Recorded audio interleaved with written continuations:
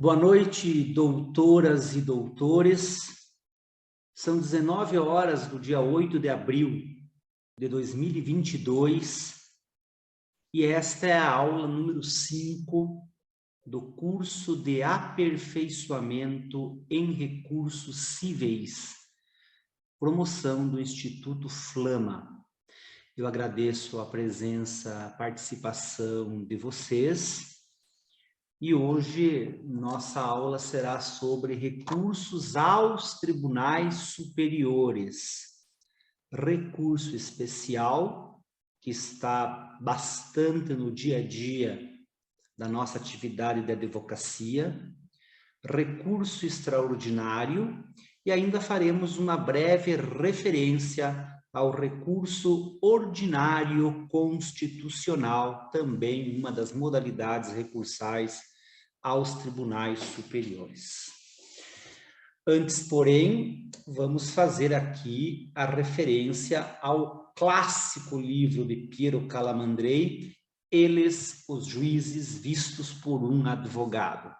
E hoje eu selecionei aqui algumas pérolas que aludem muito àquilo que a gente percebe no dia a dia forense, não só eu na condição de advogado, mas também 5 anos como juiz leigo do Juizado Especial Cível da comarca de Pato Branco, interior do Paraná, pude bem constatar. Então vamos lá. Confidência de um juiz no fim da audiência. Quem disse que nas causas cíveis o debate oral não serve para nada? Antes dos arrazoados dos advogados, eu estava em dúvida. Falou o defensor do demandante, e compreendi que o demandante estava errado. Mas depois, para a sorte do demandante, falou o defensor do demandado. Então, tive que me convencer de que o demandante tinha mesmo razão. O cliente não sabe que, muitas vezes, depois de uma vitória, deveria ir abraçar comovido não seu advogado, mas o advogado adversário. Eita! E mais, às vezes me pergunto, ao ver como falam ou escrevem certos advogados, se a função do defensor não é, em vez de pôr em evidência as razões do seu cliente, pôr em evidência suas desrazões, de modo que o juiz atento sempre possa, com segurança, ir buscar a razão de uma parte no arrazoado do advogado adversário. E essa é a melhor. A brevidade das defesas escritas e orais, aí ele põe um parênteses, nós advogados nunca conseguimos aprender isso. É talvez o meio mais seguro para ganhar as causas. Repetindo, a brevidade das defesas escritas e orais é talvez o meio mais seguro para ganhar as causas, porque o juiz, não sendo obrigado a se cansar na leitura de grossos memoriais ou a assistir bocejando a sustentações intermináveis, presta atenção com mente fresca no pouco que lê ou escuta. Não precisa fazer complicadas recapitulações para compreendê-lo. E a gratidão para com o defensor que reduziu ao mínimo sua fadiga o induz a lhe dar razão, mesmo que esteja errado. A brevidade e a clareza, quando conseguem estar juntas, são os meios seguros para corromper honestamente o juiz. Repetindo, a brevidade e a clareza, quando conseguem estar juntas, são os meios seguros para corromper honestamente o juiz. Vejam então que realmente essa é uma lição preciosa. Por quê? Porque, de fato, é difícil a gente sintetizar. Tinha um professor na faculdade que ele dizia que quanto menos razão o advogado tem, mais ele escreve, mais ele fala. Tanto que, no Brasil, o Conselho Nacional de Justiça, CNJ, há alguns anos, lançou uma campanha, a campanha da Sentença 10, da Petição 10. Em 10 laudas, nós deveríamos dizer tudo aquilo que precisamos dizer. Eu tenho tentado seguir esse preceito e muitas vezes até conseguido. Agora, não é fácil, né? Porque às vezes a complexidade do caso demanda assim uma extensão maior. Mas aí que fica uma dica, né? Então, nas nossas petições, reduzamos ao máximo as citações doutrinárias e jurisprudência só aquela mesmo que for bastante pertinente ao enfoque que nós queremos apresentar no caso. Aliás, há algum tempo, nos tempos do processo escrito, mais, agora até um pouco menos, mais fácil ainda, né? Ao invés de reproduzir, assim, longos trechos de decisão no corpo das petições, a gente junta inteiro teor como um anexo. Então, faz a referência, claro, né? Inclusive destacando aquilo que é mais importante para a compreensão e a solução da controvérsia, mas com brevidade. Então, eu lembro que, às vezes, lá no juizado, eu fiquei 5 anos analisando processos, né? Recebia aquelas petições de 50, 60 folhas, laudas. Ah, não tem como ler tudo aquilo, né, pessoal? Então, assim, ia mais ali na matéria do fato mesmo, passava o olho na parte da fundamentação jurídica e o que é mais importante é analisar o pedido, o que é que o advogado está expondo em nome de seu cliente, o que ele quer, afinal de contas. Então, fica essa lição do imorredouro Piero Calamandrei a respeito da necessidade de sermos breves em nossas considerações. Bom, nas sustentações orais, no Brasil, o máximo é 15 minutos. Na Justiça do Trabalho, inclusive, 5 minutos, contrariando até mesmo a lei federal, que é o Estatuto da Advocacia e da OAB, que prevê como uma prerrogativa da advocacia o direito à palavra do advogado pelo prazo de 15 minutos. Pois bem, pessoal, então vamos lá ao nosso tema, recurso especial e recurso extraordinário antes, e nós vamos analisar em conjunto essas duas modalidades. Por quê? Porque elas guardam bastante semelhança. Ambos são recursos de fundamentação vinculada, e antes de nós termos considerações a respeito dessas espécies recursais, eu vou pedir ao doutor Luiz Carlos Roveda que faça para nós a leitura aqui de alguns dispositivos da Constituição e do Código de Processo Civil que são pertinentes ao início desse nosso estudo de hoje. Seja bem-vindo, doutor Roveda. Por favor, nos comunique quais são essas normas a respeito de recurso especial e recurso extraordinário. Boa noite, pessoal, tudo bem? Na Constituição, nós temos no artigo 105 a competência do STJ.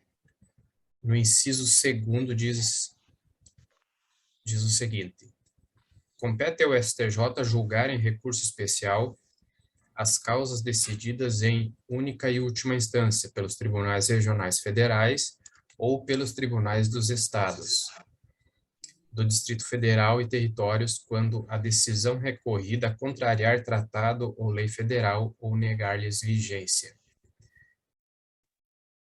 A linha B, julgar válido ato de governo local contestado em face de lei federal. A linha C, der à lei federal interpretação vigente da que ele haja atribuído outro tribunal. No artigo 102, ele trata da competência do STF e diz o seguinte: compete ao STF, principalmente, a guarda da Constituição, cabendo-lhe, inciso 3º, julgar, mediante recurso extraordinário, as causas decididas em única e última instância, quando a decisão recorrida contrariar dispositivo desta Constituição. A linha B, declarar a inconstitucionalidade de tratado ou lei federal. A linha C, julgar válida lei ou ato de governo local contestado em face desta Constituição. A linha D, julgar válida a lei local contestada em face de lei federal. Parágrafo 3º. No recurso extraordinário, o recorrente deverá demonstrar a repercussão geral das questões constitucionais discutidas no caso, nos termos da lei, a fim de que o tribunal examine a admissão do recurso, somente podendo recusá-lo pela manifestação de 2/3 de seus membros. Doutor, você quer que eu leia a parte do CPC também? Por favor, então, porque daí a gente já vai encadear tudo, né? Que esses dispositivos da Constituição são aqueles que prevêem as hipóteses de admissibilidade, né? E agora, então, Código de Processo Civil, por favor, doutor Luiz. Artigo 1029 do CPC. Então, ele diz assim: o recurso extraordinário e o recurso especial, nos casos previstos na Constituição Federal, serão interpostos perante o presidente ou vice-presidente do tribunal recorrido, em petições distintas que conterão: inciso 1º, a exposição do fato e do direito; inciso 2º, a demonstração do cabimento do recurso interposto; inciso 3º, as razões do pedido de reforma ou de invalidação da decisão recorrida. Parágrafo 1º. Quando o recurso fundar-se em dissídio jurisprudencial, o recorrente fará a prova da divergência com a certidão, cópia ou citação do repositório de jurisprudência oficial ou credenciado, inclusive em mídia eletrônica em que houver sido publicado o acórdão divergente, ou ainda com a reprodução do julgado disponível na rede mundial de computadores com indicação da respectiva fonte, devendo-se, em qualquer caso, mencionar as circunstâncias que identifiquem ou assemelhem os casos confrontados.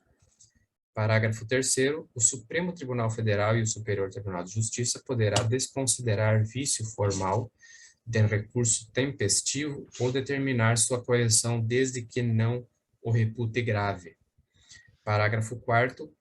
Quando, por ocasião do processamento do incidente de resolução de demandas repetitivas, o presidente do STF ou do STJ receber requerimento de suspensão de prazos de processos em que se discuta questão federal constitucional ou infraconstitucional, poderá, considerando razões de segurança jurídica ou de excepcional interesse social, estender a suspensão a todo o território nacional até ulterior decisão de recurso extraordinário ou de recurso especial a ser interposto.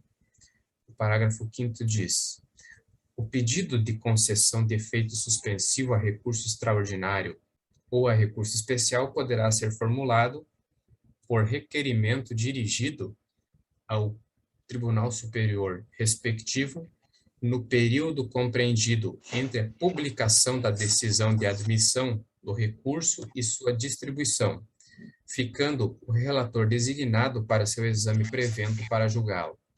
Inciso 2º, o relator, se já distribuído o recurso. Inciso 3º, ao presidente ou vice-presidente do tribunal recorrido, no período compreendido entre a interposição do recurso e a publicação da decisão de admissão do recurso, assim como no caso de o recurso ter sido sobrestado nos termos do artigo 1037.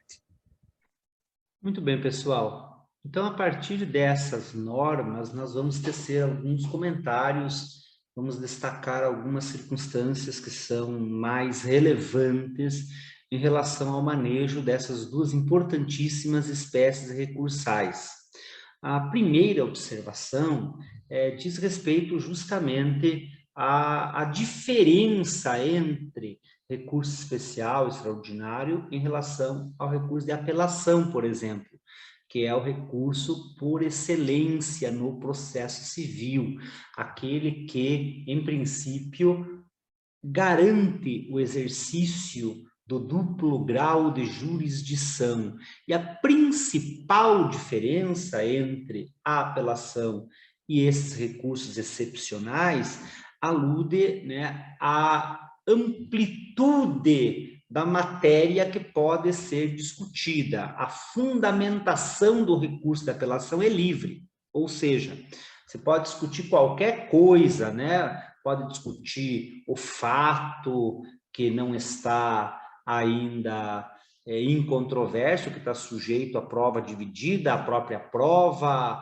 Você pode discutir, enfim, tudo, porque a devolutividade do recurso de apelação é ampla. Já em relação aos recursos excepcionais, não. Como nós vimos pela leitura que o Dr. Luiz fez ao início, e como nós sabemos também no dia a dia do exercício de nossa profissão de advogado, para que um recurso excepcional, né, ou especial ou extraordinário seja admitido, é necessário o preenchimento de certos requisitos específicos que nós vamos aqui comentar a partir desse amplo contexto da normativa constitucional e também do Código de Processo Civil. Então, a partir daí, é de se destacar o seguinte, que a súmula tanto do STJ quanto do STF proibindo a rediscussão fático-probatória, ou seja, a competência do STJ, de um modo geral, é a uniformização do direito federal, enquanto, de um modo bastante genérico, também a competência do Supremo Tribunal Federal aguarda a interpretação, o zelo pela Constituição, de modo que apenas naquelas circunstâncias específicas elencadas na própria Constituição e no Código de Processo Civil, nomeadamente na Constituição mesmo, né, porque são recursos previstos no texto constitucional, é que os recursos excepcionais serão aceitos, serão admitidos. Não se permite, portanto, em princípio, que os tribunais superiores formem uma nova convicção sobre os fatos. Esta é uma tarefa atribuída justamente aos tribunais de revisão, no caso, né, aos tribunais regionais federais e aos tribunais de justiça dos estados. Pois bem, então, os recursos excepcionais, o especial e o extraordinário, eles servem para impugnar decisões proferidas em grau definitivo por tribunais de segunda instância. Mas e se for do TRT ou se for do Tribunal Regional Eleitoral do Paraná? Então, nesse caso, né, caberão recursos assemelhados ao TST, ao TSE e mesmo ao Superior Tribunal Militar, conforme as normativas específicas. Quer dizer, de modo semelhante, haverá a possibilidade, por exemplo, na Justiça do Trabalho, do recurso de revista. O recurso de revista é como fosse um recurso especial. E, aliás, também acaba se aproximando um pouco do recurso extraordinário, porque vai exigir que se demonstre a chamada transcendência ou, no caso do recurso extraordinário, a repercussão geral, o que está para acontecer também em relação ao recurso especial, porque já há projetos de lei tramitando na Câmara dos Deputados nesse sentido, justamente, né? Se criar um requisito a mais, um filtro a mais, para se evitar que os recursos se avolumem nos tribunais superiores.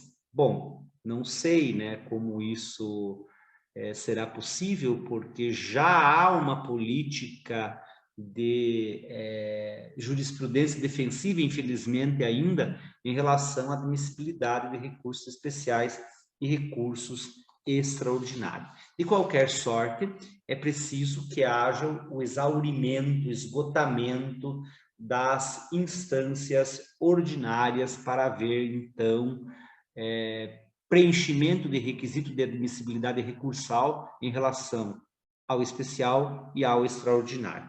Pois bem, então, a primeira hipótese de admissibilidade do recurso especial é a da contrariedade ou da negativa de vigência de tratado ou de lei federal. Então, aqui já chamo atenção para a súmula 518 do do Supremo, para fins, não, do STJ, quero dizer, né? Para fins do artigo 105.3A da Constituição Federal, não é cabível recurso especial fundado em alegada violação de enunciado ou súmula. Enunciado, súmula, ato normativo, regimento interno, lei federal. É preciso a gente ficar bastante atento a esse conceito e a essa abrangência mesmo, né? Então, em relação a tratados, tem que se tomar algum cuidado. Por quê?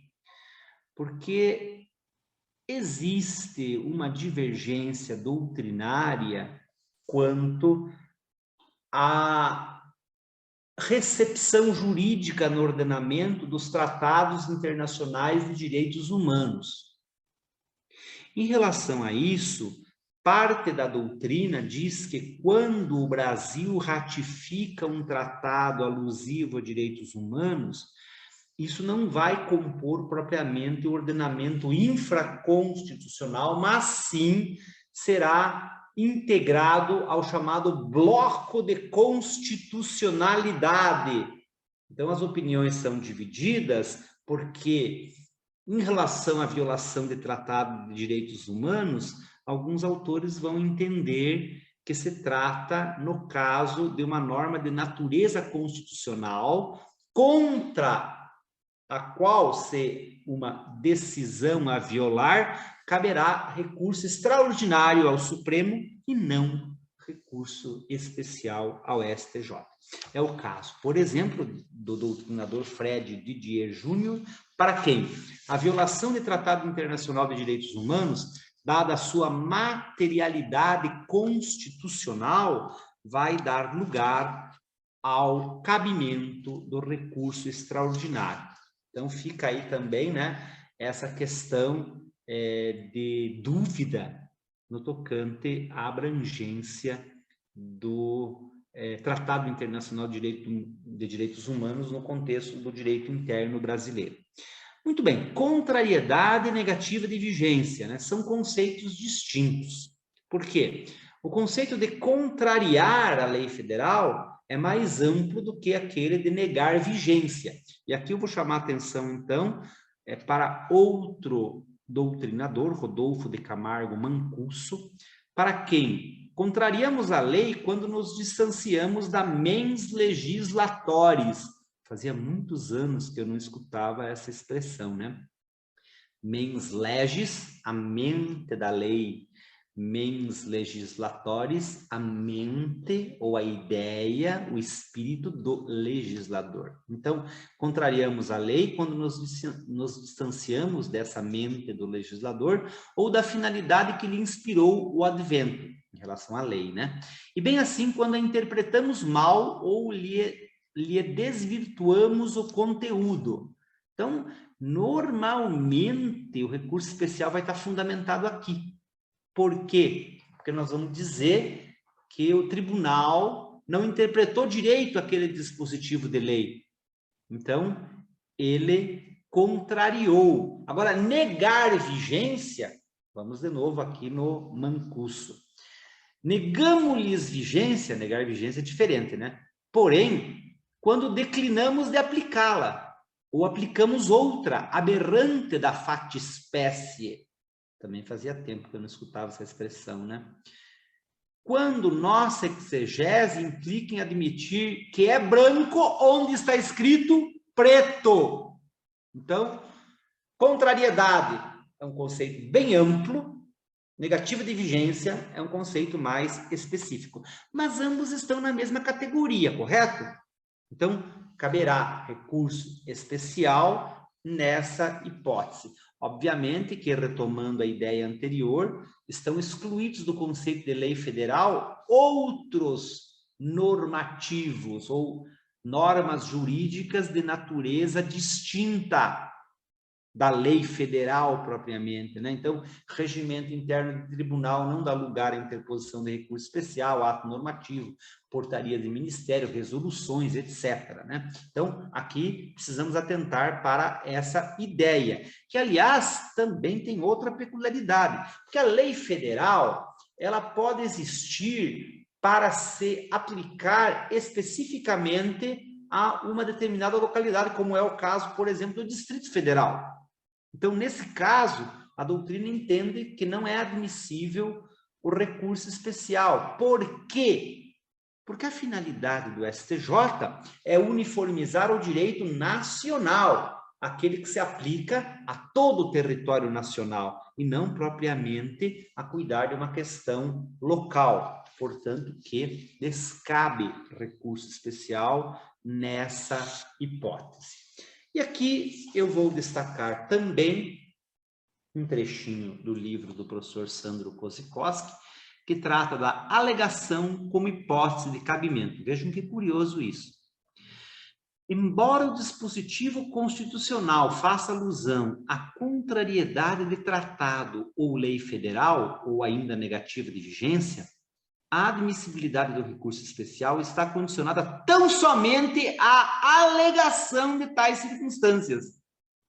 Vejam. Como já afirmado por Barbosa Moreira, a mera alegação bastará para que se conheça do recurso em etapa posterior, conforme seja ela procedente ou não, o resultado será o provimento ou o desprovimento. Em última medida, deve-se examinar a plausibilidade das alegações desenvolvidas pelo recorrente, sob pena de o tribunal local usurpar competência constitucionalmente assinalada, o que fazem a toda hora, pessoal.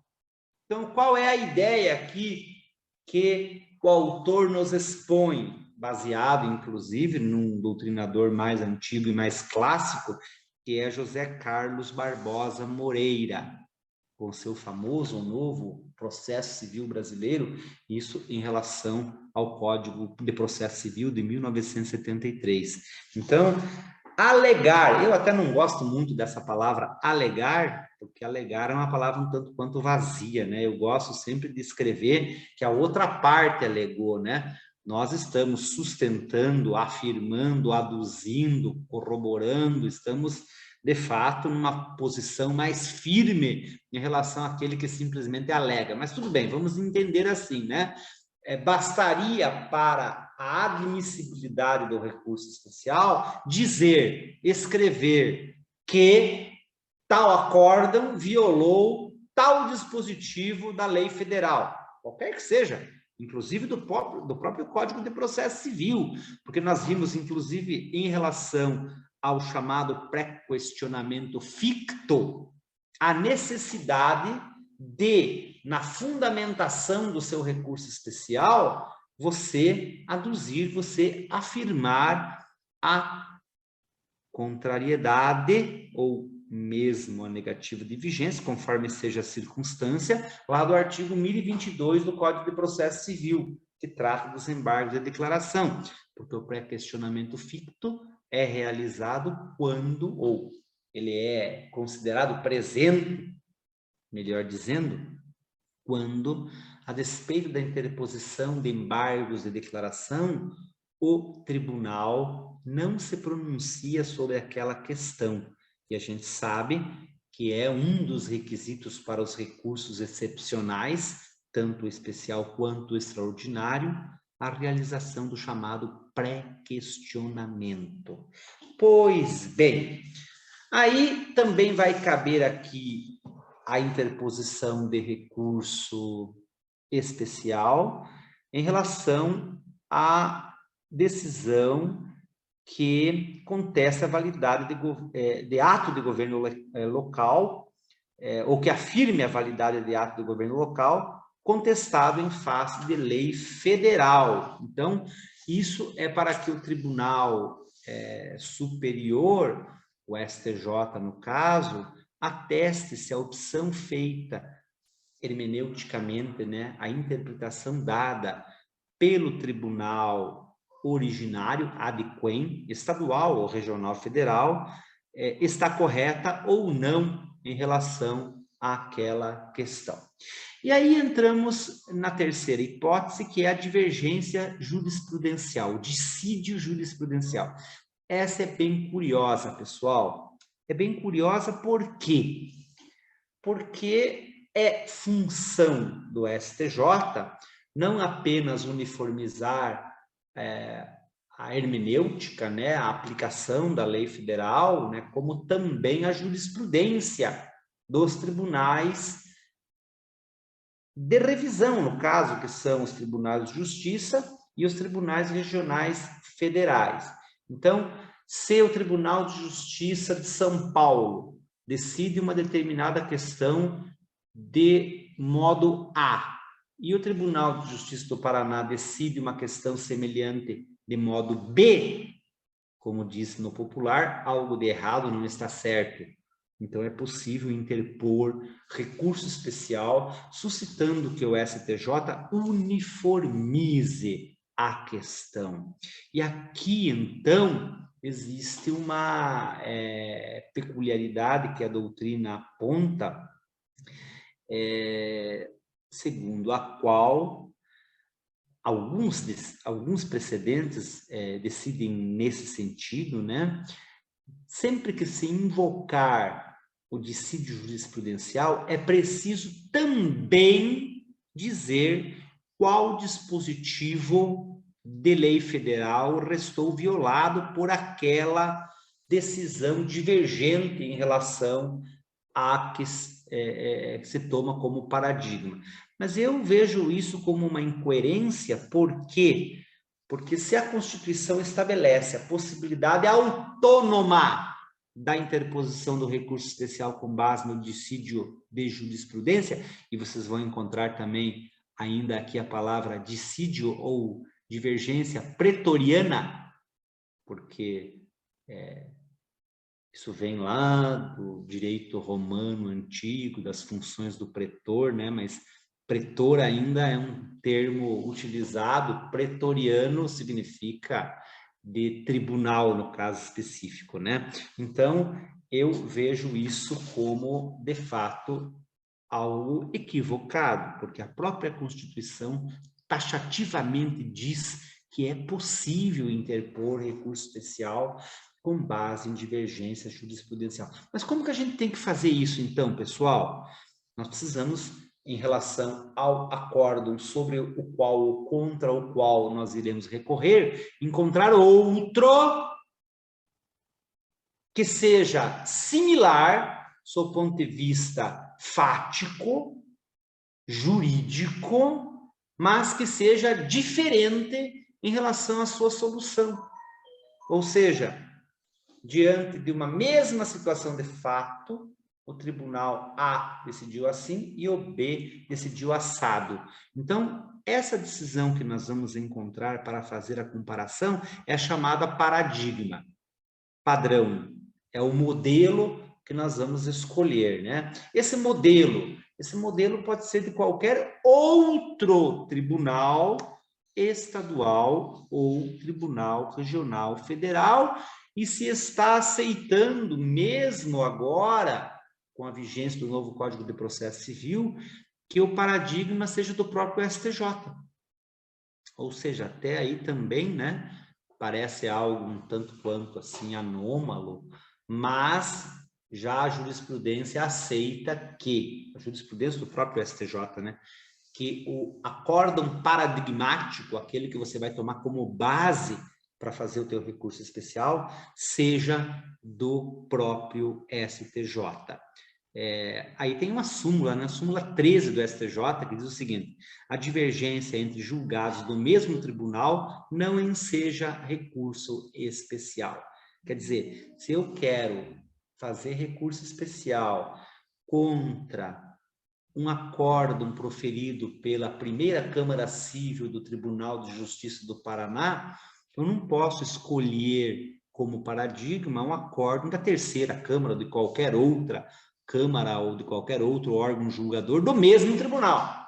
Tem que ser necessariamente de outro tribunal e até mesmo do STJ, como tem se admitido agora. Mas e aí? Eu tenho que provar de onde veio esse acórdão, né? No passado havia os repositórios autorizados Então, o Supremo Tribunal Federal em relação ao recurso extraordinário e o STJ em relação ao recurso especial tinham lá uma lista, né, de quais revistas onde eram publicados os acórdãos poderiam ser colhidos esses paradigmas. Então, por exemplo, né, a revista dos tribunais, a RT, a revista forense e outras tantas, né? Hoje, com a informatização dos processos, isso aí tudo foi por terra, né? Porque o que a gente faz é colher lá no site do tribunal o paradigma e dizer, ó, este é um recurso ou um acórdão do Tribunal de Justiça de Santa Catarina que foi colhido no seu sítio oficial, no seu site da internet. Agora, no centro disso, pessoal, está uma ideia que às vezes não é bem compreendida, que é a do chamado cotejo analítico. Então, o que é que o profissional deve fazer quando interpõe um recurso especial fundamentado nessa linha? Mas antes até de falar sobre isso, só uma observação, né? É claro, é evidente que é possível interpor o recurso especial, né, com base em 2 fundamentos, né? Por exemplo, tanto na linha A quanto na C, né? Tanto sustentando a questão de inobservância da lei federal, quanto na divergência jurisprudencial. Mas, tanto numa situação quanto noutra, se for conjunto o argumento ou se for isolado, o cotejo analítico é essencial. Então, o que é esse cotejo analítico? É a comparação, né?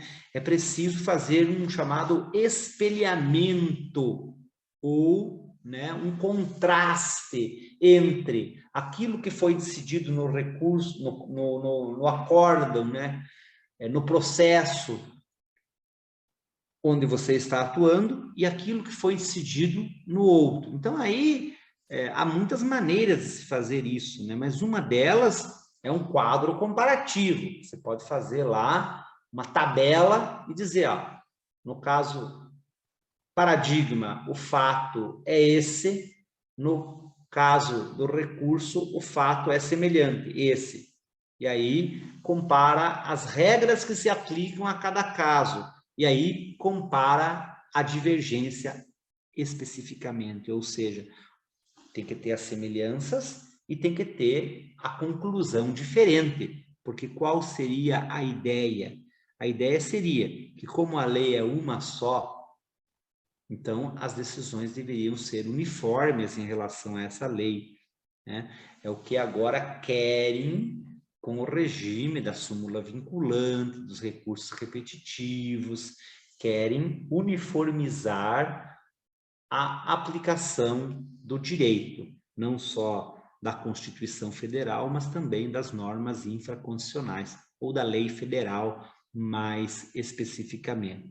Pois bem, então, trecho a trecho, você vai comparando. Olha, no caso A foi assim, no caso B também, mas a solução foi diferente em relação a eles.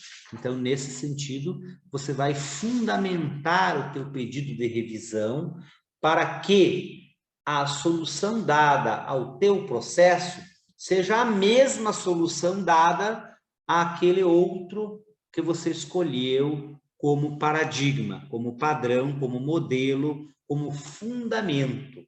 Ok, pessoal? Então, essas são em linhas bastante gerais, né, as hipóteses de admissibilidade do recurso especial. Agora vamos a uns comentários sobre as hipóteses de admissibilidade em relação ao recurso extraordinário.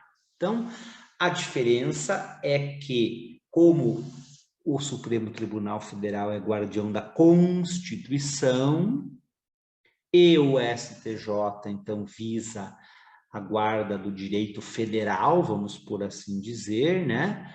No caso do recurso extraordinário, ele tem a função de controle difuso da constitucionalidade das decisões judiciais, dos acórdãos. Então, nesse sentido, tanto quanto a súmula 7 no STJ, nós temos a súmula 279 do STF, não se presta o recurso extraordinário à revisão de fatos e de provas, tanto quanto também o recurso especial, o recurso extraordinário demanda o esgotamento das instâncias ordinárias. Então, a hipótese mais comum de admissibilidade do recurso extraordinário é da linha A do artigo 102 da Constituição, do inciso 2, né? E é isso, né? 2. É isso, doutor Luiz? Deixa eu fazer a colinha agora aqui, então, para ver se eu não estou... 3. Julgar mediante recurso extraordinário. Então, no inciso 3, né? Contrariar dispositivo desta Constituição. O que significa isso? Significa que, se no acórdão julgado no Tribunal Estadual ou no TRF, houver alguma decisão que contraria ou negue vigência, aí a ideia é a mesma, né, que foi exposta em relação ao recurso especial, é algo conceitual mesmo, então caberá a interposição do recurso extraordinário ao Supremo Tribunal Federal. Obviamente que aqui se trata bastante de interpretação, né, da hermenêutica que o tribunal deu à decisão e que, segundo a tua opinião, está divergente em relação ao texto constitucional. Aí quem vai dizer se está ou não está é tanto, em primeiro lugar, o tribunal de origem, a qual, embora essa ideia que o professor Sandro Kozikowski tenha mencionado, né, de que basta a mera alegação, não é acolhida, porque não raro, quando um tribunal estadual nega seguimento a um recurso especial ou a um recurso extraordinário, já está, por vezes, adentrando ao mérito, né? Se fosse a mera alegação, praticamente a maioria dos recursos acabaria sendo admitida, e não é isso que acontece. É a minoria dos recursos especiais e extraordinários que encontram um juízo de admissibilidade positivo, ou seja, que são aceitos, que são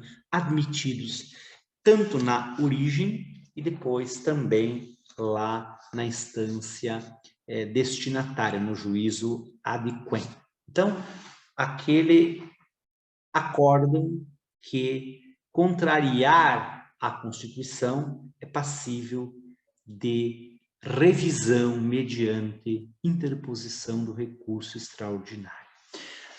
Depois, declarar a inconstitucionalidade de tratado ou de lei federal.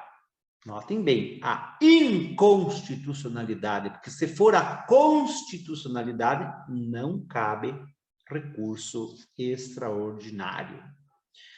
Bom, para ser admissível, a mesma ideia, né? É suficiente que se declare a inconstitucionalidade, mas isso não significa que o recurso vai ser provido.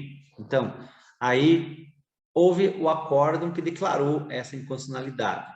Então, você vai fazer o recurso extraordinário com base nessa fundamentação vinculada.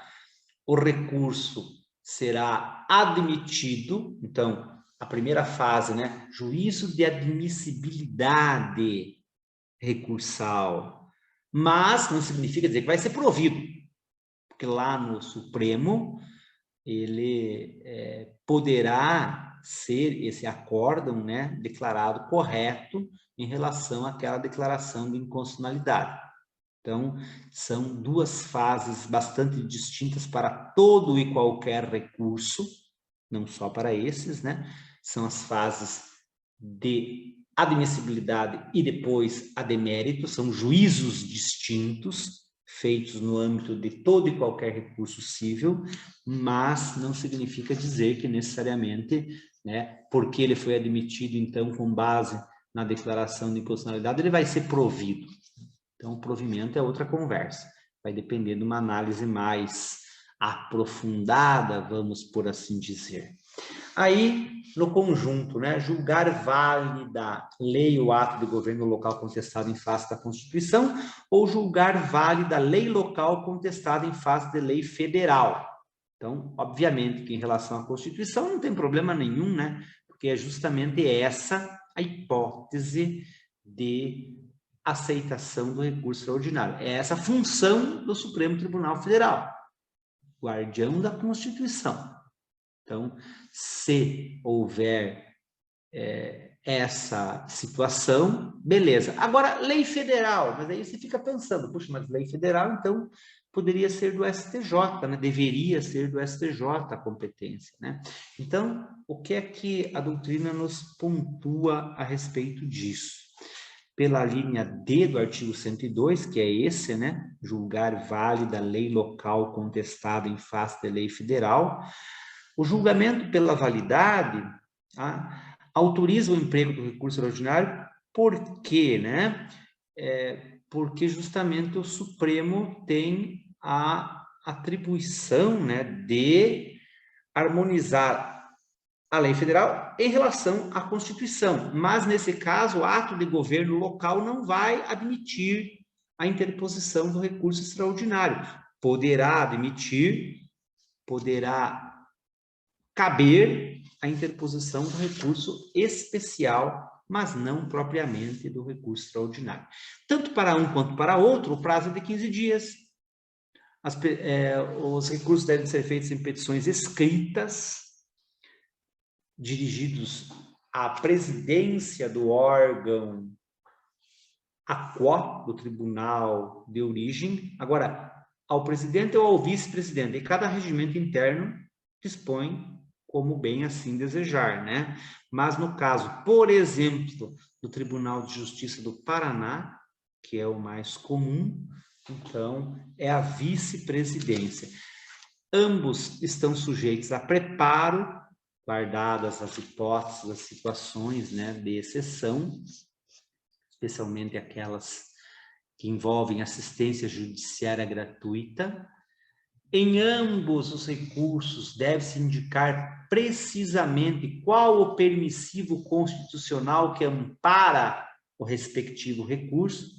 Então é um recurso extraordinário fundamentado no artigo 102, inciso 3º, a linha A da Constituição Federal.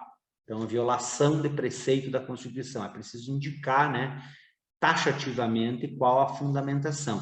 É preciso expor de forma sumária o fato e o direito. Então, embora não haja uma revisão fática propriamente no âmbito desses recursos, mas é claro, né, que o substrato fático é essencial na avaliação do recurso. É preciso, então, demonstrar a sua admissibilidade. Então, aqui temos aqueles requisitos gerais de admissibilidade, né, que já mencionamos agora, tempestividade ou preparo, lembrando do pré-questionamento. Esse é um requisito importante e essencial, e em relação ao qual muitos dos recursos acabam sendo inadmitidos. Lembrando também da possibilidade do pré-questionamento ficto, que está presente agora na legislação processual civil. E, finalmente, as razões de reforma e o pedido de reforma. Então, por que a partir de todo esse contexto de admissibilidade, né? Por que que o recurso merece acolhimento, merece não só ser conhecido, como também ser provido? E aí, uma novidade do Código de Processo Civil em relação à lei anterior, que diz respeito à possibilidade de emenda, de correção, de ajuste, de enquadramento desse recurso, se o respectivo tribunal considerar que há algum vício formal, desde que o recurso tenha sido interposto dentro do prazo, ou seja, tempestivamente, o relator poderá determinar a sua correção, né, o saneamento daquele vício, conforme a regra do artigo 932 do Código de Processo Civil. Ou seja, o relator pode aproveitar aquele recurso com base na ideia da primazia do julgamento de mérito, com base naquela ideia do aproveitamento, até de uma maneira bastante ampla, da instrumentalidade do processo. Também aplicando-se, no caso, o artigo 933. Então, se o relator constatar a ocorrência de fato superveniente de decisão recorrida, ou a existência de questão apreciável de ofício ainda não examinada que devam ser considerados no julgamento do recurso, intimará as partes para que se manifestem no prazo de 5 dias. Então, algo que não existia antes.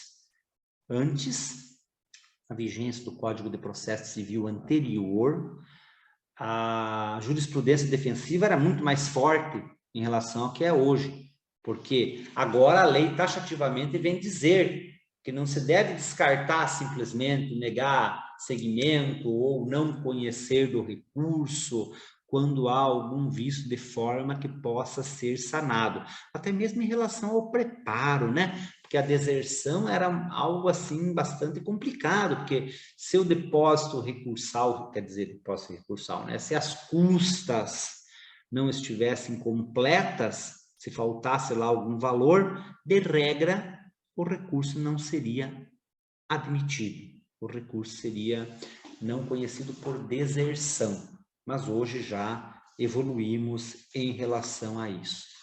Esses recursos, extraordinário e especial, não têm efeito suspensivo, não tem, mas poderá ser atribuído efeito suspensivo em cada caso concreto, dependendo do preenchimento daqueles 2 clássicos requisitos, né?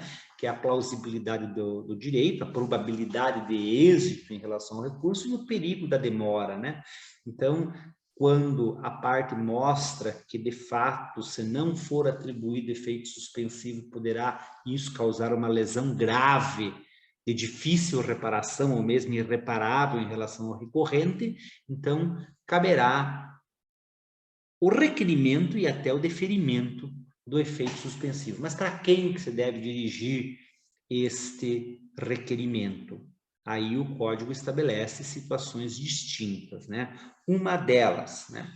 Se o recurso já estiver distribuído lá no Supremo ou lá no STJ, então para quem que a gente tem que fazer esse requerimento? Para o relator, naturalmente, né?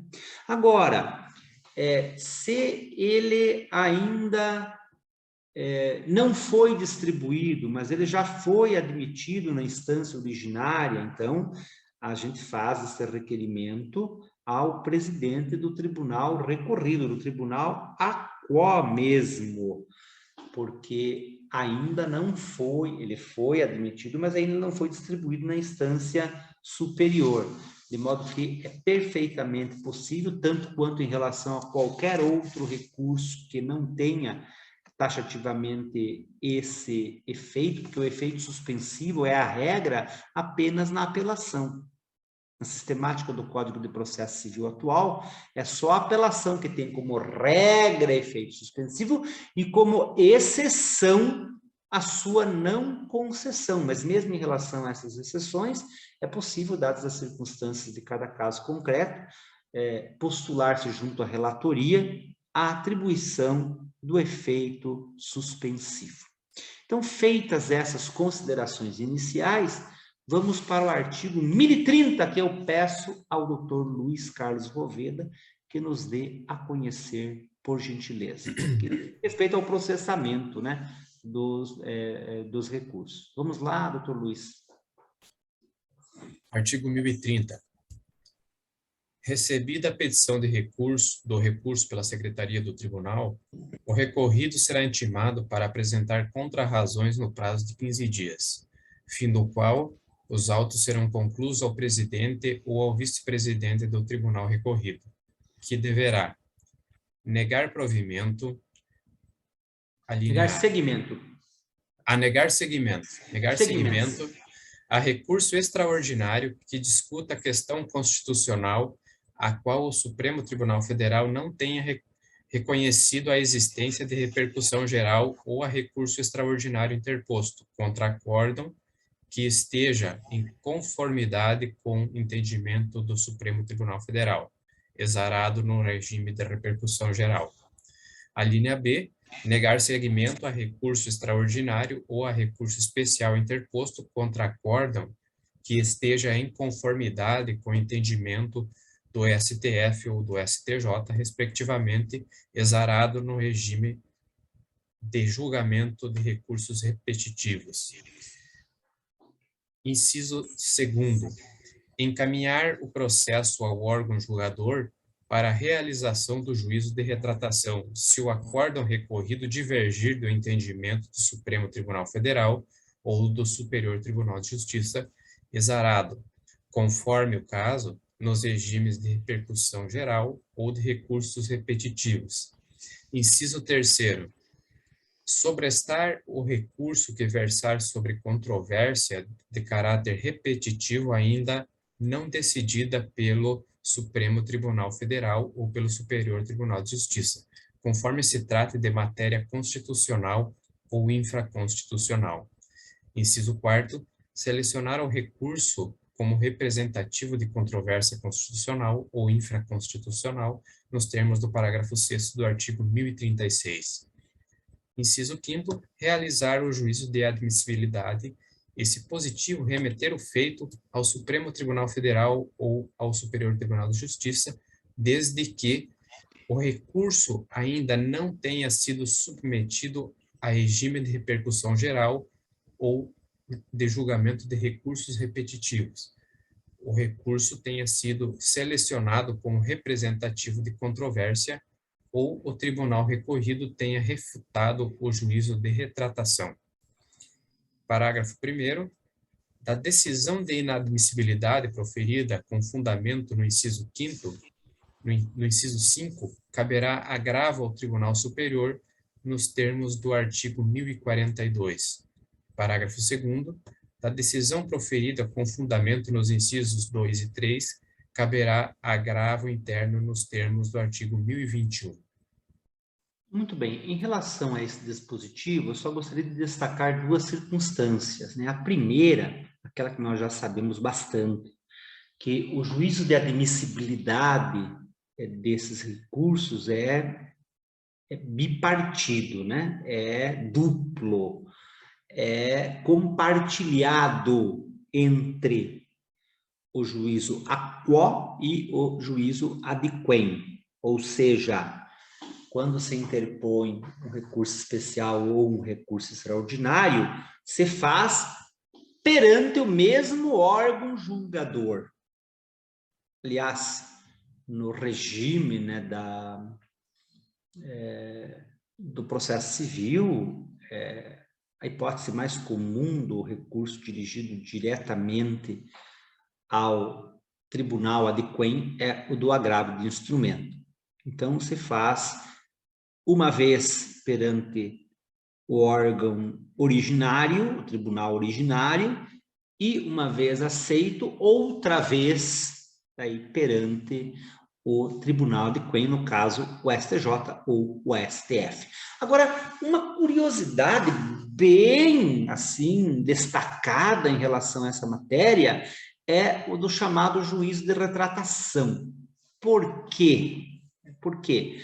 Se o acórdão foi proferido contra ou em dissonância com teses firmadas no STF ou no STJ, vejam que curioso, antes de o tribunal admitir esse recurso, porque daí seria admissibilidade certa, né?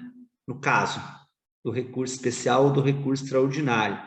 Ele tem que devolver lá para o órgão prolator da decisão para ver se eles não se retratam. Então, essa realmente é uma novidade, que não era assim, nunca foi assim, de modo que vale destacar. Inclusive, é possível até se a gente elaborar um recurso nessas circunstâncias, solicitar taxativamente que o caso seja novamente submetido à apreciação pelo órgão colegiado que prolatou a decisão. E aí, quando eu falo pelo órgão colegiado, né? Então, vejam que curioso também, né?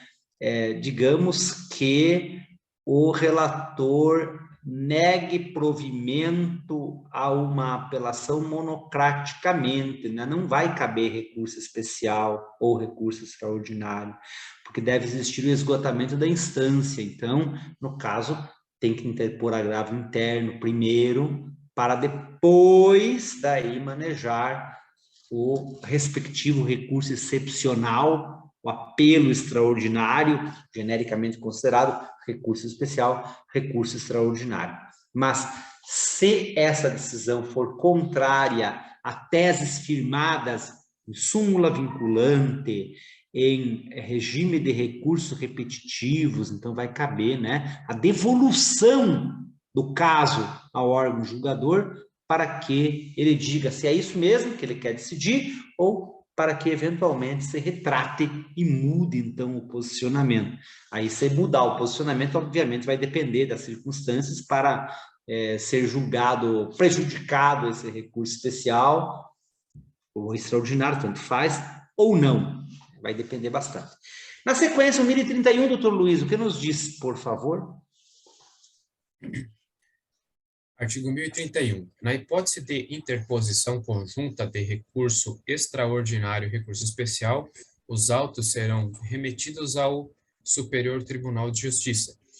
Parágrafo 1º. Concluído o julgamento do recurso especial, os autos serão remetidos ao STF para apreciação do recurso extraordinário, se este não estiver prejudicado. Parágrafo 2º. Se o relator do recurso especial considerar prejudicial o recurso extraordinário em decisão irrecorrível, sobrestará o julgamento e remeterá os autos ao STF. Parágrafo 3º. Na hipótese do parágrafo 2º, se o relator do recurso extraordinário em decisão irrecorrível rejeitar a prejudicialidade, devolverá os autos ao STJ para o julgamento do recurso especial. Muito bem. Então, aqui trata-se daquela hipótese de interposição conjunta de recurso especial e de recurso extraordinário. Por quê?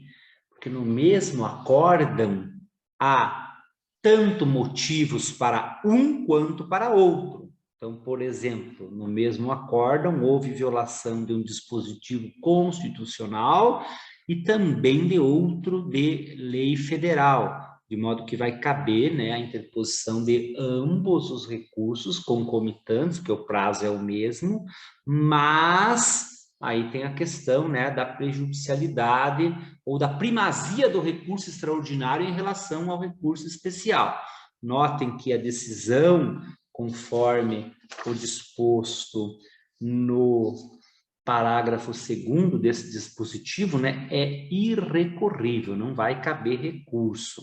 Então, se o relator do recurso especial considerar prejudicial o recurso extraordinário, decisão irrecorrível, sobrestará o julgamento, quer dizer, vai suspender o julgamento do especial e vai remeter os autos ao ao Supremo Tribunal Federal, bem dizendo. Doutor Luiz, e o 1032? Se o relator no Superior Tribunal de Justiça entender que o recurso especial versa sobre questão constitucional, deverá conceder prazo de 15 dias para que o recorrente demonstre a existência de repercussão geral e se manifeste sobre a questão constitucional. Parágrafo único. Cumprida a diligência de que trata o caput, o relator remeterá o recurso ao STF, que, em juízo de admissibilidade, poderá devolvê-lo ao Superior Tribunal de Justiça. Muito bem. Aqui temos também a presença do princípio da fungibilidade recursal, um pelo outro. Então, se o relator no STJ entender que não é questão de lei federal, mas sim é uma questão constitucional que está no fundo disso, né?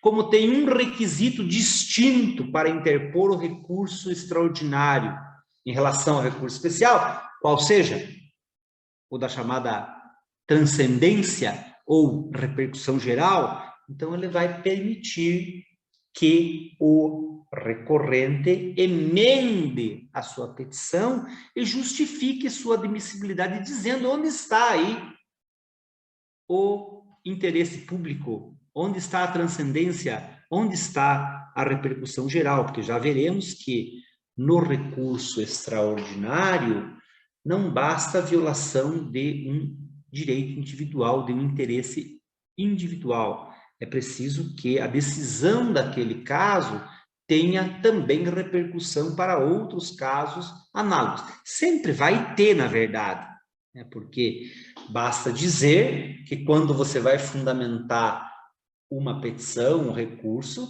você vai colher exemplos do Supremo, você vai colher a jurisprudência do STJ e, de qualquer maneira, né, a decisão das cortes superiores acaba tendo uma importância, um impacto social, porque vai servir de regra como precedente para outros casos também. Então, nessa circunstância, nem sempre há clareza se uma questão é de lei federal ou de natureza constitucional. Já demos o exemplo em relação aos tratados de direitos humanos, que alguns entendem que são incorporados no ordenamento jurídico nacional em nível constitucional, num bloco de constitucionalidade.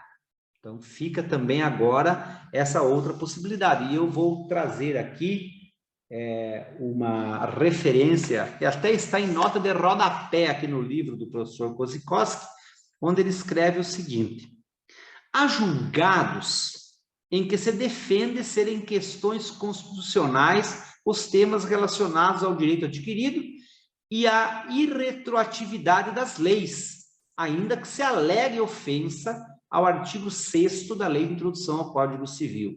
Então, direito adquirido e retroatividade das leis. Então, o recorrente vai dizer, é recurso especial porque está violando um dispositivo de lei federal. A lei que normatiza ali, né, a interpretação do direito, chamada Lei de Introdução. Bom, existem também decisões em sentido contrário, em que se entende não se tratar o direito adquirido de matéria constitucional.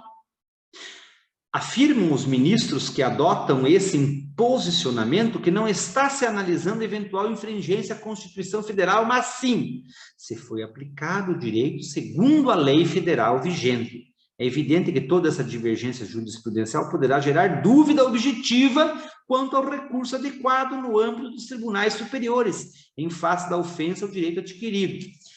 E os problemas surgidos quando da interpretação do recurso que se considera inadequado são muitas vezes gravíssimos. E aqui o professor Kozikowski faz referência à obra de Rita de Cássia Correia Vasconcelos. Entenderam, pessoal? Assim, ó, certas questões, elas parecem ser relativas à lei federal, mas há entendimentos lá nas cortes superiores de que poderá caracterizar, poderá enquadrar a hipótese de um recurso extraordinário, porque direito adquirido é matéria constitucional, não é matéria infraconstitucional. Tudo uma questão de interpretação.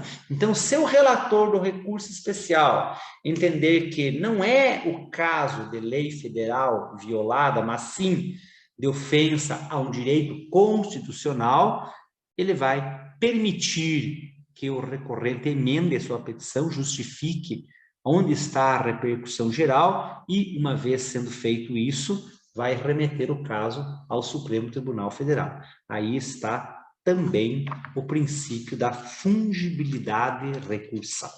E o que nos diz o 1033, doutor Luiz, por gentileza? Se o Supremo Tribunal Federal considerar como reflexa a ofensa à Constituição afirmada no recurso extraordinário, por pressupor a revisão da interpretação de lei federal ou de tratado, remetê-lo-á ao Superior Tribunal de Justiça para julgamento como recurso especial. A mesma ideia, no sentido inverso.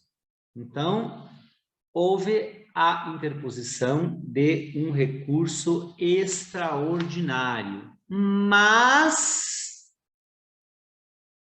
a ofensa foi chamada reflexa. Então, vamos dar assim um outro exemplo, que esse aqui eu estou tirando da minha cabeça, e de um caso aí que nós estamos trabalhando agora mesmo, né? Junto até com o nobre colega que está presente aqui, Dr. Marcos Adriano Antunes, né? Então, o caso de empenhorabilidade do bem de família. Aí, digamos que o recurso foi interposto com base no direito fundamental à moradia, que é previsto na Constituição. Aí o relator do caso lá no Supremo vai dizer, não, isso aqui houve até uma violação constitucional, mas é meramente reflexa. Aqui o fundamento está na lei infraconstitucional, está a competência para julgamento com o STJ, de modo que no caminho inverso ele vai prestigiando, né, o princípio do máximo aproveitamento da tutela jurisdicional, determinar que o caso vá a julgamento no Superior Tribunal de Justiça. E nessa situação não existe a necessidade de emenda, porque lá no STJ ainda não temos nenhum requisito dessa natureza, como já temos em relação ao Supremo Tribunal Federal, como já temos também em relação ao TST, que exige para a admissibilidade do recurso de revista também um requisito semelhante a esse. Fica a ideia, porque no âmbito da vigência da lei anterior, do Código de Processo Civil anterior, era bastante comum simplesmente, né, o não conhecimento desses recursos. Mas agora vem aí uma nova ideologia no sentido de aproveitar, né, no sentido de potencializar a tutela jurisdicional. Então, a fungibilidade recursal, embora talvez de rara até aplicação, é permitida, é prevista, é recomendável. E o 1034, doutor Luiz, o que nos diz? Admitido o recurso extraordinário ou recurso especial, o Supremo Tribunal Federal ou o Superior Tribunal de Justiça julgará o processo aplicando o direito. Parágrafo único. Admitido o recurso extraordinário ou recurso especial por um fundamento, devolve-se ao Tribunal Superior o conhecimento dos demais fundamentos para a solução do capítulo impugnado. Muito bem, tem a ver com a devolutividade recursal, né? O princípio da devolutividade. É claro, né? Admitido o recurso, quer dizer, superado o momento inicial do chamado juízo de admissibilidade. Então, o Tribunal Superior respectivo julgará o processo aplicando o direito. Significa dizer, em relação ao recurso extraordinário, né? Dizendo qual é a ideia prevalente da hermenêutica constitucional, porque, de regra, né, o Supremo é o guardião da Constituição. E o STJ, né? Qual é o direito federal a ser homogeneizado, vamos por assim dizer, né? Então, há o duplo juízo de admissibilidade, mas há o juízo de mérito, né, que vem logo em seguida. Lembrando sempre que, em relação a recurso especial e recurso extraordinário, é permitida a sustentação oral. E na sequência, então, o último dispositivo em relação a esse tema de recurso especial e extraordinário que nós vamos ver hoje, o 1035, doutor Luiz, o que nos diz, por favor? O Supremo Tribunal Federal, em decisão irrecorrível, não conhecerá o recurso extraordinário quando a questão constitucional nele versada não tiver repercussão geral nos termos desse artigo. Parágrafo 1º. Para efeito de repercussão geral, será considerada a existência ou não de questões relevantes do ponto de vista econômico, político, social ou jurídico que ultrapassem os interesses subjetivos do processo. Parágrafo 2º. O recorrente deverá demonstrar a existência de repercussão geral para apreciação exclusiva pelo Supremo Tribunal Federal. Parágrafo 3º. Havendo repercussão geral, sempre que o recurso impugnar acórdão, haverá repercussão geral sempre que o recurso impugnar acórdão que contrarie súmula ou jurisprudência dominante do STF. Inciso 2º foi revogado. Inciso 3º, tenha reconhecido a inconstitucionalidade de tratado ou de lei federal nos termos do artigo 97 da Constituição Federal.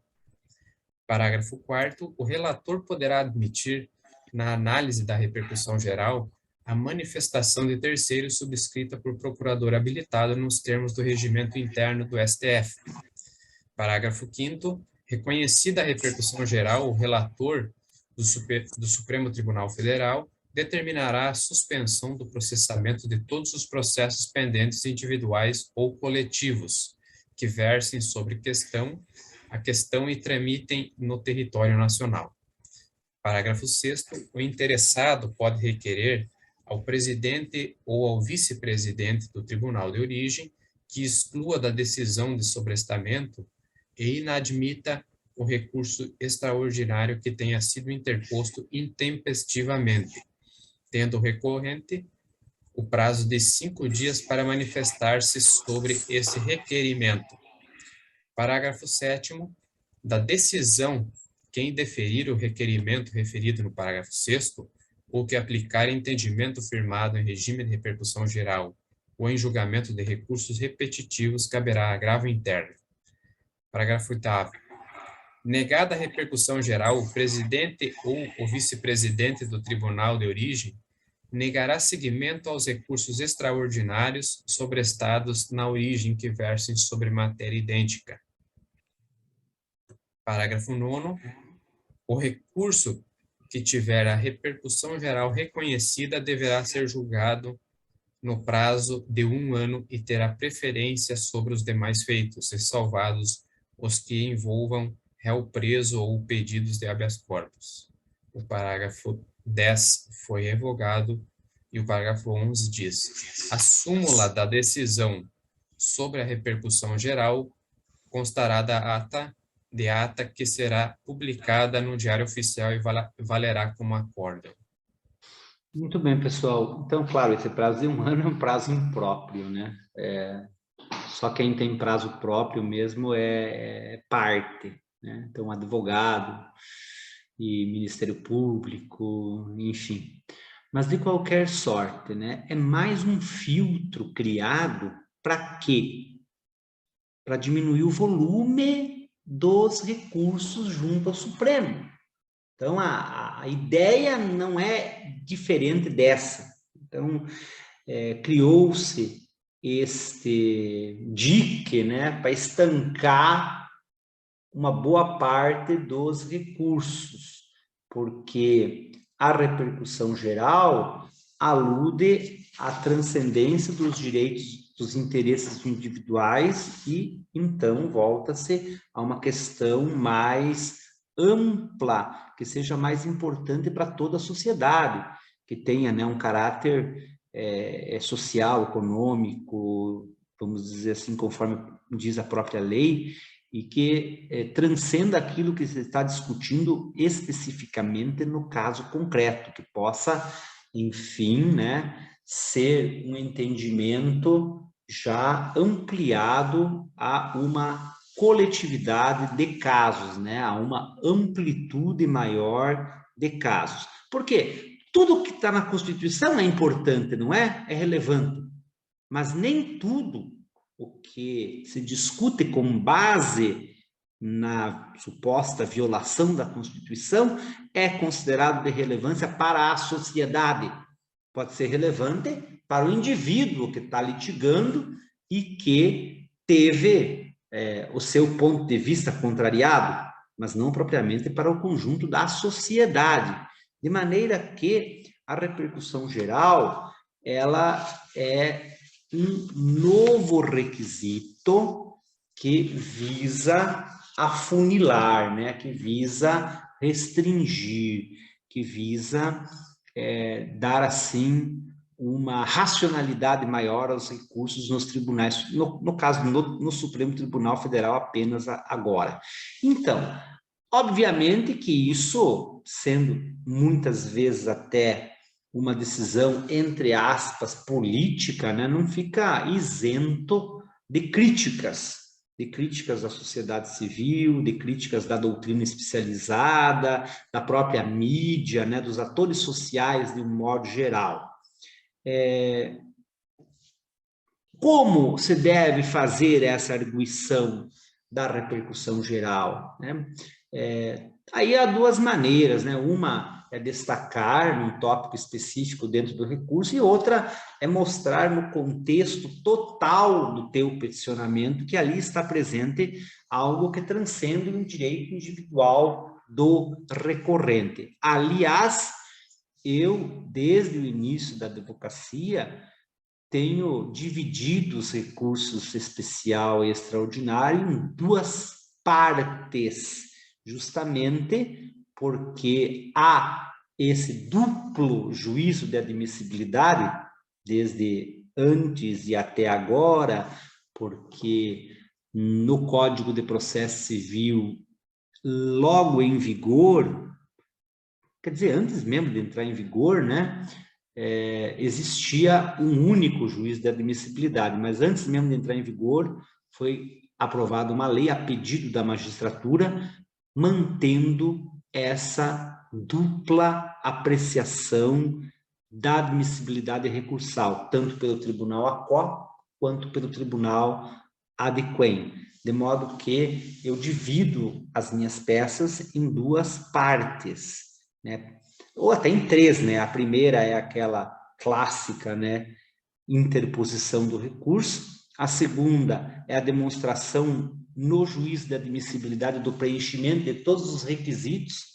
Ainda não elaborei nenhum recurso extraordinário com a necessidade de comprovar ou de demonstrar a repercussão geral, mas, enfim, se eu fizesse, com certeza destacaria nessa primeira parte.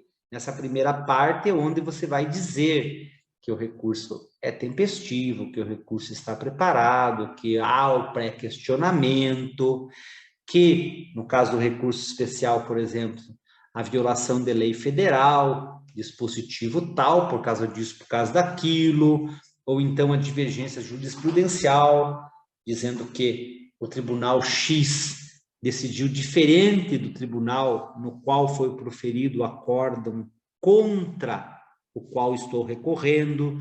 E aí, num segundo momento, no juízo de mérito propriamente, você trabalha as questões de fundo, ou seja, você vai dizer o porquê aquela decisão há de ser reformada, por que é que o teu recurso especial ou o teu recurso extraordinário merece provimento, porque uma coisa é conhecimento, outra é provimento.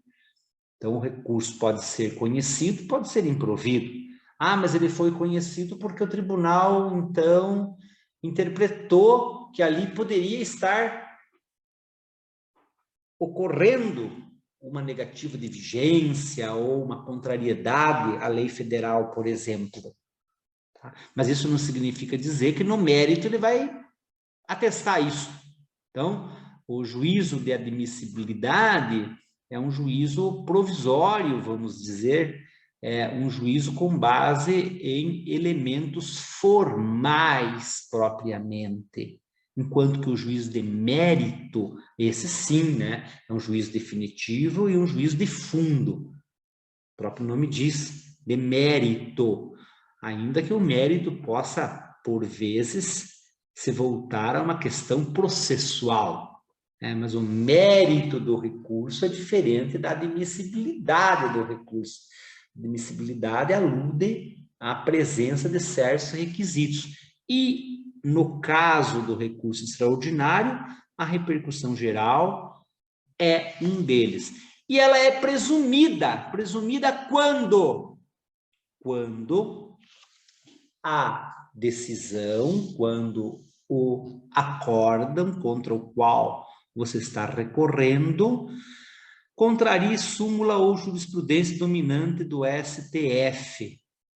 Tá? Então, vejam vocês que, nesse caso, o recurso, ele já passou também por uma fase anterior, que é aquela da possibilidade do juiz de retratação, que nós acabamos de ver. Porque quando é interposto um recurso extraordinário, por exemplo, sustentando que aquele acórdão está contrariando uma tese firmada no STF, a lei manda que se devolva ao órgão prolator. Por exemplo, a 15ª Câmara Civil do Tribunal de Justiça do Paraná decidiu de forma contrária ao entendimento predominante, por exemplo, sumulado ou então constante num tema repetitivo lá do Supremo Tribunal Federal. O que a lei diz? Acabamos de ver que deve se devolver ao órgão prolator para ele dizer se confirma ou não aquele posicionamento. Então, ele confirmou. Ok. Então, se ele confirmou, significa dizer que a repercussão geral já está preenchida. Basta você arguir ali na tua peça que o requisito de repercussão geral está preenchido porque o acórdão contraria entendimento firmado pelo Supremo Tribunal Federal. Então, é um requisito presumido, nesse caso, uma repercussão geral presumida. E outra curiosidade em relação a isso é a possibilidade de terceiros virem opinar sobre a presença da repercussão geral.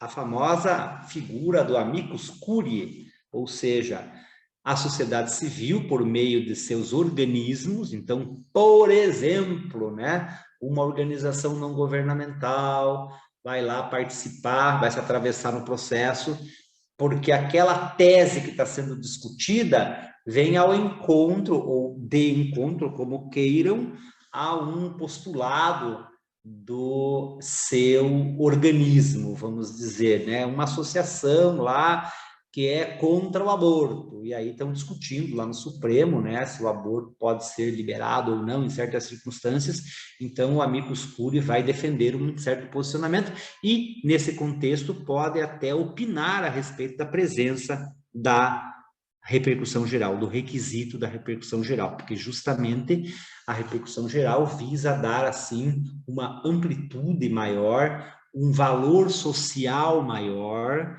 uma abrangência mais ampla àquela matéria que está sendo debatida, que vem, então, não só amparar um direito individual, mas, em alguma medida, também um interesse coletivo. Então, em rápidas considerações, essas são ou esses são aspectos dos recursos especial e extraordinário. Então, antes do intervalinho nosso, uma referência só ao chamado recurso ordinário constitucional. Ele também é dirigido aos tribunais superiores, mas é diferente em relação ao recurso especial e ao recurso extraordinário. Por que diferente? Em princípio, porque ele é mais uma espécie de apelação. É como fosse uma apelação. Ele tem uma fundamentação livre e não uma fundamentação vinculada, como tem o recurso especial e o recurso extraordinário. Então, só mesmo essa referência está previsto no artigo 102 da Constituição, inciso 2. Então, compete ao Supremo, a guarda da Constituição, e lhe cabe também julgar em recurso ordinário o habeas corpus, mandado de segurança, o habeas data e o mandado de injunção, decididos em única instância pelos tribunais superiores, se denegatória a decisão. Quer dizer, se a decisão concede a ordem, a garantia constitucional, né, do habeas corpus, mandado de segurança, habeas datas, mandado de injunção, não cabe recurso, né? Mas se denegar essa ordem, aí cabe recurso ordinário.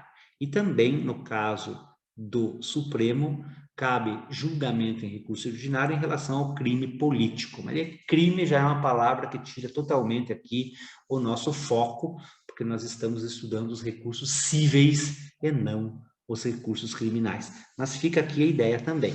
No artigo 105(2) da Constituição em relação ao STJ, né, cabe julgar em recurso ordinário. Mesma coisa, praticamente, né? Habeas corpus decididos em única ou última instância pelos tribunais regionais federais ou pelos tribunais dos estados. A diferença é que o primeiro é pelos tribunais superiores, o segundo pelos tribunais, então, de segundo grau de jurisdição. Tribunais de Justiça e tribunais regionais federais. Então, habeas corpus, quando for denegatória a ordem.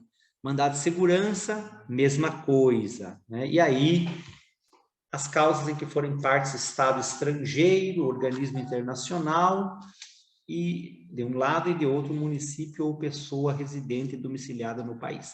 E a partir dessas referências da própria Constituição, o artigo 1027 do Código de Processo Civil vai estabelecer normativas semelhantes a isso. Tá? Então, o recurso ordinário, ele vai caber em certas situações de decisões proferidas por tribunais com competência originária, ou seja, esse recurso não veio lá da primeira instância, ele já nasceu no Tribunal de Justiça, ele já nasceu no TRF, e aí, contra a decisão que denega certas garantias constitucionais, como é o caso do habeas corpus, como é o caso dos mandados de segurança, etc., vai ser possível questionar esses acordos em nível superior mediante o chamado recurso ordinário. Pois bem, não vai caber, naturalmente, se o mandado de segurança veio da primeira instância, foi para o Tribunal de Justiça e o Tribunal de Justiça denegou a ordem. Então, não cabe recurso ordinário, mas pode caber recurso especial. Por quê? Porque a competência é originária do tribunal e não da primeira instância. Um recurso que também não tem efeito suspensivo, mas o relator poderá atribuir efeito suspensivo, e, enfim, essa é a breve referência em relação a recurso ordinário constitucional que eu gostaria de fazer a vocês. Então, agora vamos para um breve intervalo de 10 minutinhos, são 20 horas e 33 minutos, e aí a gente volta para outras considerações em relação especialmente ao recurso especial, principalmente, né? Os 12 erros que nós, advogados, costumamos cometer quando fazemos a interposição de um recurso especial. E também, é claro, né, para que a gente possa estabelecer a interlocução. Agradeço bastante a atenção de todos. Então, está encerrada essa primeira parte da nossa aula número 5 do curso de aperfeiçoamento em recursos cíveis. Muito obrigado.